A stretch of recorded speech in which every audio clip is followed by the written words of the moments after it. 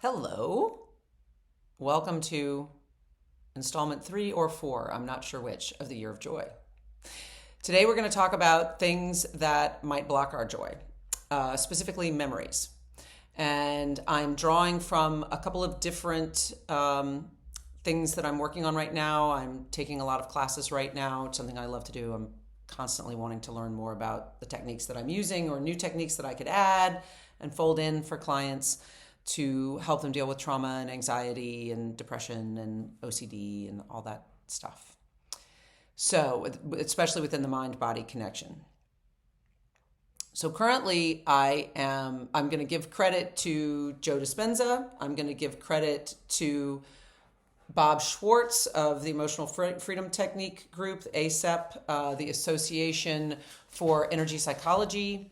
And then also just other stuff that I've learned along the way. I'm also studying the effect of psychedelics on the brain in preparation for doing ketamine-assisted psychotherapy as well. So out of those three streams, there's a lot that I'm seeing a lot of things sort of synergistically coming together or helping me deepen my understanding about particular things. And out of all of that stuff around that I'm learning about right now, I have a question for you. And that question is, do you think that your past influences your present? Do you think your past influences your present? You may be surprised by the answer to that question because the answer is no. Right? It's no. How is it no? I know you're wondering right now and probably thinking I'm crazy. That's okay. You wouldn't be the first. What influences your present is not your past. It is the memories that you have of your past, and it is the way you think about those memories of your past. Okay? What influences your present, I'm going to say it again, is your memories of your past and your perspective of past events. Now, why is that important? Well, first of all, let me give you a little bit of a lesson about memory in the brain and how memories are stored. I think most of us think of our memories as being books on a shelf in a library. And when you bring a memory into consciousness, it's like taking a book off of a shelf and reading out of it, right? And so it's always the same. It's always, a book. If you take a book off the shelf, the book doesn't change. The book has the same words on the same page. It's always the same. That's not true.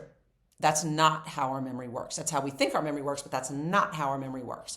Our memories work in that when you take a memory and put it into your consciousness and think of it again, bring it back to your present moment, you are forming new neural connections.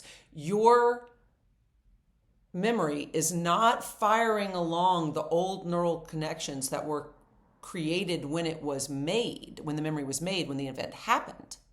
You are making new neural connections every time you bring a memory out. That means that there are small changes to your memory every single time you bring it out. Every time you think of it, there's a change to it. There's a small change. And I'm sure that you've had the experience, at least I've had the experience at least, of people accusing me of having a selective memory, right? Because if you're sitting in a group of people and you're talking about something that happened in the past and a memory that you have, often we find that other people don't have quite the same memory. They don't remember some things, or they don't remember it at all, or they don't remember specifics about it, right? Because everybody's memory of a particular event is going to be different to start off with, and then the more they pull it into their consciousness, the more it gets changed. Why is this important? This is important because so many of the things that block our joy are often things that have happened in our past that we're hanging on to being angry about, that we're hanging on being unhappy with a particular person, that we are unhappy with the universe or the world or God that did us wrong or something terrible that happened. And every time we bring out that memory, those feelings and those body sensations come back, right? And that keeps us stuck in this negative loop. The beauty of this information is that you can't change your past. You're right. You can't change what happened. What happened in your past, it happened, it's done. But what you can change, what you do have control over, is how you think about it, right? You even have control of the memory. And that's something that I see with my clients all the time, right? That part of the protocol is they see, let's say it was a car accident, an event, they see that event happen in their mind, right? They call the memory back up at the same time that we're doing simulated REM eye movements, which tells their body to stand down and not to be stressed out while they're seeing this stressful event that happened to them, or their best memory of it. And then we have them see it again. And the second time that they watch the movie of that memory, they notice something different. They often see, almost always see, details that they didn't remember were there before. Usually, if it's a bad memory, they see positive details. They either see something that they did that was more positive than they remembered. They have more compassion for themselves. They may see that someone was kind to them in the middle of some traumatic event. They may have forgotten that some good thing happened, right, in the middle of a traumatic event. What's important about that is that we often sort of sieve out, particular pieces of a memory. Maybe we have a little bit of a selective memory, and we've changed it over time to sort of fit the paradigm that we have in our head of what happened to us. But we have control over that. We can change that. And that means that we can release ourselves from the past, from the perspective we have of the past, from the memories that we even have of the past, in order to engage in a more joyful present moment and hopefully a more joyful future, right? So one way that you can sort of start to think about this potentially, it's just an invitation, is again, and this is something I've suggested any number of times in different situations or in chasing different outcomes, has been to pay attention to your thoughts. And I would most especially maybe pay attention to the thoughts that you're having as you're falling asleep and the thoughts that you're having as you're waking up. What are the first thoughts that you have in the morning? Are they stressful thoughts? Are they memories of past events? Are they memories of past events, even recent past events? Are you holding on to an argument that you had with a partner? Are you holding on to something that happened at work? And what I call vortexing about it, right? Just getting into a spin about it, a negative spin.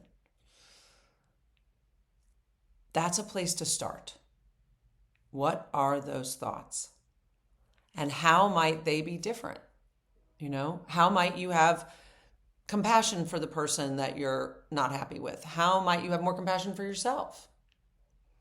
How might you think of the situation differently so that it doesn't bring up the same sort of anger or fear or anxiety? So that's my invitation to you today. Pay attention to those thoughts, particularly the thoughts that you have as you're falling asleep and as you're waking up. If you're vortexing, what are you vortexing about anytime during the day? Are you vortexing about past events that you can't change, but you can change your perspective? That's the thing to hold on to. We have control of how we think about past events. We may not have control of past events, but we have control over how those affect us now and how we think about them. And we don't want those past events to interfere with our joy. So that's what I have for you today. I hope it was helpful. And I'll be back soon with more thoughts about joy. Bye. Have a great day or night or morning.